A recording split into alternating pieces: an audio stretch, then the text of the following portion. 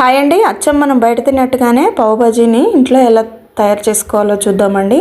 చాలా సింపుల్ ప్రాసెస్లో చాలా ఈజీగా చేసుకోవచ్చు. మనం బయటికి వెళ్ళాల్సిన అవసరం లేకుండా ఇంట్లోనే ఒక హాఫ్ అన్ అవర్లో మనం ఈ పావు బాజీని ప్రిపేర్ చేసుకోవచ్చు. అది ఎలాగో ఇప్పుడు చూద్దాము.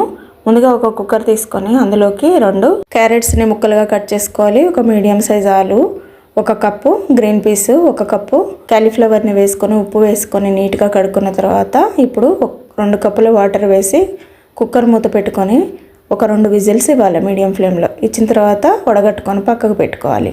ఇప్పుడు ఒక కడాయి తీసుకొని అందులోకి 2 టేబుల్ స్పూన్ల ఆయిల్, 3 టేబుల్ స్పూన్ల బటర్ వేసి, హాఫ్ టీ స్పూన్ జీలకర్ర వేసి, హాఫ్ కప్పు సన్నగా తరిగిన ఆనియన్ని వేసుకొని మంచిగా కలుపుకోవాలి. ఇలా పూర్తిగా కలుపుకొని కొంచెం ఫ్రై అయిన తర్వాత ఒక 3 పచ్చిమిర్చిని సన్నగా తరిగి వేసుకోవాలి. 1 క్యాప్సికమ్ కూడా అలాగే కట్ చేసుకొని వేసుకొని హాఫ్ టీ స్పూన్ సాల్ట్ వేసి బాగా కలుపుకోవాలి. ఇలా కలుపుకున్న తర్వాత కొంచెం మగ్గిపోయిన తర్వాత హాఫ్ టీ స్పూన్ అల్లం వెల్లుల్లి పేస్ట్ వేసుకొని కలుపుకొని ఇప్పుడు ఇందులోకి ఇవి కొంచెం మగ్గిపోయిన తర్వాత 1.5 కప్పు టమాటో ముక్కల్ని వేసుకోవాలి. వేసేసుకొని ఇది కూడా మీడియం ఫ్లేమ్లో మంచిగా దగ్గరగా అయ్యే వరకు మూత పెట్టుకొని ఉడికించుకోవాలి.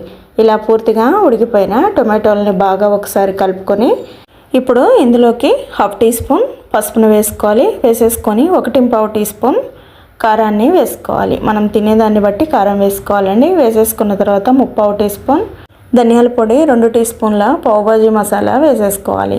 వేసుకొని ఇదంతా కూడా మంచిగా ఫ్రై చేసుకోవాలి. ఇది కారము మసాలా అంతా ఎక్కువసేపు ఫ్రై చేయాల్సిన అవసరం లేదండి.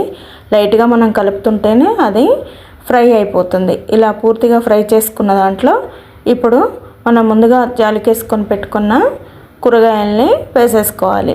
వేసుకొని 1 టీ స్పూన్ సాల్ట్ వేసేసి మళ్ళీ ఈ ముక్కలన్నీ కర్రీలో కలిసేలాగా కలుపుకోవాలి. ఇలా పూర్తిగా కలిసిపోయిన తర్వాత ఇప్పుడు ఇందులోకి వాటర్ని యాడ్ చేసుకోవాలి. ఇప్పుడు 1 కప్పు వాటర్ని యాడ్ చేసుకొని ఇప్పుడు ఈ కూరగాయ ముక్కలన్నీ మెత్తగా అయ్యేలాగా మనం ఆలు మ్యాషర్తో ఇలా మీరు చూసే విధంగా మెత్తగా కర్రీని చేసుకోవాలి. చేసుకొని దగ్గరగా ఉడికించుకున్న తర్వాత ఇప్పుడు 1/4 టీ స్పూన్ సాల్ట్ వేసేసి మళ్ళీ ఒకసారి కలుపుకొని మూత పెట్టుకొని ఇంకొంచెం దగ్గరగా ఉడికించుకోవాలి. మనకి కర్రీలో ఆయిల్ అనేది తేలాలన్నమాట. అప్పటి వరకు ఉడికించుకోవాలి. ఉడికించుకున్న తర్వాత ఇంకొక 1 కప్పు వాటర్ని యాడ్ చేసుకొని మూత పెట్టుకొని 1-2 నిమిషాల పాటు ఉడికించుకున్న తర్వాత ఇప్పుడు ఇందులోకి 2 టీ స్పూన్ల బటర్ని యాడ్ చేసుకోవాలి.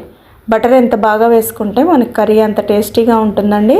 వేసేసుకొని కొత్తిమీర వేసుకొని బాగా కలుపుకుంటే ఎంతో టేస్టీ అయిన పావు బాజీ రెడీ అయిపోయిందండి. ఇది ఈవినింగ్ టైంలో తినడానికి చాలా బాగుంటుంది. నచ్చితే లైక్ చేసి సబ్స్క్రైబ్ చేయండి. Thank you.